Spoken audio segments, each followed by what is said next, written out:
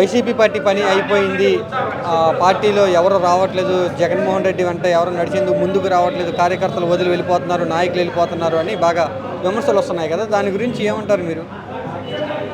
విమర్శలు చేసిన వాళ్ళకి వైసీపీ పార్టీ ఏమైపోయిందనో వాళ్ళకి ఎందుకు చెప్పారో వాళ్ళ విజ్ఞతగా వదిలేస్తాం. ఇప్పుడు కొంతమంది మినిస్టర్లు మాట్లాడుతున్నారు, ఏమని వైసీపీ పార్టీ అయిపోయింది, వైసీపీ ఇక మనుగోడు లేదని. ఫస్ట్ ఈ కూటమి పార్టీకి ఏం చెప్తున్నానంటే, ముందు మీ మూడు పార్టీలు ఉన్నారు కదా, ఈ ముగ్గురు ఐక్యతగా ఉండండి, మీ కూటమి పార్టీ అయిపోయింది, ఆల్రెడీ విడిపోయారని బయట జనాలు చెప్తున్నారు. దానికి నిరసన కూడా కొంతమంది బయట మాట్లాడుతున్నారు. అలాగే కొంతమంది మినిస్టర్లు మొన్న మాట్లాడుతున్నారు, ఏమని అంటే ఈ రెండు సంవత్సరాల కాలంలో వైసీపీ కానీ ఎక్కువ చేసామని. ఈ 2 సంవత్సరాల్లో మీరు వైసీపీ కన్నా ఏం చేశారంటే ఎక్కువగా అప్పు మాత్రం చేశారు. అప్పు వైసీపీ 5 సంవత్సరాలు చేసింది, మీరు 2 సంవత్సరాల్లో చేసేసి జనాలకి ఏ ఒక్క సంక్షేమ పథకం ఇవ్వకుండా గాలి కొదిలేసి మాయి మాటలు చెప్పి జనాలను విస్మరించి ఏ ఒక్క పథకం ఇవ్వకుండా అడ్డగోలుగా మీ మాటలు మాయి మాటలు చెప్పి జనాలతో ఓట్లు వేయించుకుని గెలిచిన తర్వాత ఏదేదో పిచ్చి మాటలు పిచ్చి వాగుళ్ళు వాగుతున్నారు. గతంలో జగన్మోహన్ రెడ్డి వెనకాల నడిచిన నాయకులు, ఆయనతో పాటు పనిచేసిన పెద్ద పెద్ద నాయకులు అందరూ ఇప్పుడు లేరు కదా, మరి వైసీపీ పార్టీ బలహీనం అయింది అనుకోవచ్చు కదా? వైసీపీకి ఎవరున్నా లేకపోయినా వైసీపీ కార్యకర్త జగన్మోహన్ రెడ్డి ఉంటే చాలు. అక్కడ ఎవరు నిలబెట్టినా అతను ఎమ్మెల్యే అయిపోతాడు. అది ఒక జగన్మోహన్ రెడ్డి గారికే నిదర్శనం. ఎందుకంటే మన ఎగ్జాంపుల్ చూసాం చాలామందిని, నందిగం సురేష్ అన్న లాంటి వాళ్ళని, అలాంటి కొంతమంది చూసాం.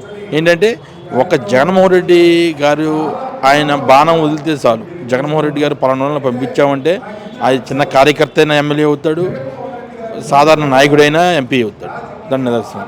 ఇవాళ కొంతమంది వైసీపీ నుంచి వెళ్ళిపోయిన వాళ్ళు ఏదో అడ్డగోలుగా మాట్లాడుతున్నారు. ఏంటంటే ఈ మంత్రివర్గ విస్తరణ ఉందని మన చిన్నబ్బాయి గారు చెప్తున్నారు, విస్తరణ ఉంది, దానిలో ఏంటంటే పల్లా శ్రీనివాసరావు గారు ఆయన 90,000 మెజార్టీతో గెలిచారు, ఆయనకి యాదవ్ సమాజ్ వర్గం నుంచి మంత్రికి ఇస్తారని చెప్పుకుంటున్నారు. దానివల్ల ఆ మంత్రి సీటు కాపాడుకోవడం కోసం కొంతమంది మంత్రులు ఏదో పిచ్చి పేదలపల్లో వాగుతున్నారు.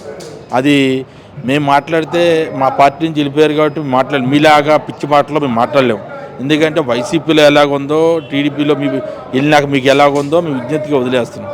ఎందుకంటే ఇవాళ ఏదో మినిస్టర్ వచ్చిందని ఏదో కన్నతల్లిని కడుపు మీద కొట్టలేం కదా. మనం ఎక్కడి నుంచి వెళ్ళామో, ఏ పార్టీ నుంచి వెళ్ళామో ముందు తెలుసుకోవాలి.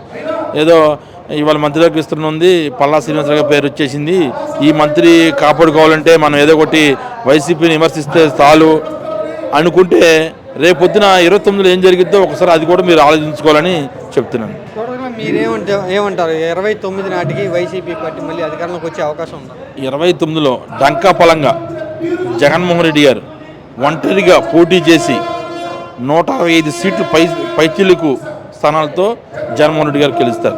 ఎందుకంటే అది జగన్మోహన్ రెడ్డి గారు చేసే సంక్షేమ పథకాల్లో ఇవాళ ఆల్రెడీ పల్లెటూరులో కూర్చున్నప్పుడు జనాలు చెప్పుకుంటున్నారు, ఏదైనా జగన్మోహన్ రెడ్డి గారు ఉంటే ఏదో పథకం ద్వారా డబ్బులు పడాయి, ఏది పడతలేదు, తింటాకి తినలేని పరిస్థితుల్లో ఇవాళ మధ్యతరగతి కుటుంబంలో ఎస్సీలు బీసీలు కూడా అందరూ పిసికిపోయి ఉన్నారు. ఎందుకంటే రేపు 2029లో ఓటు అనే ఆయుధంతో గ్యారెంటీగా వైసీపీకి ఓటేసి 29లో గెలిపిస్తాకి జనం రెడీ ఉన్నారని చెప్తారు.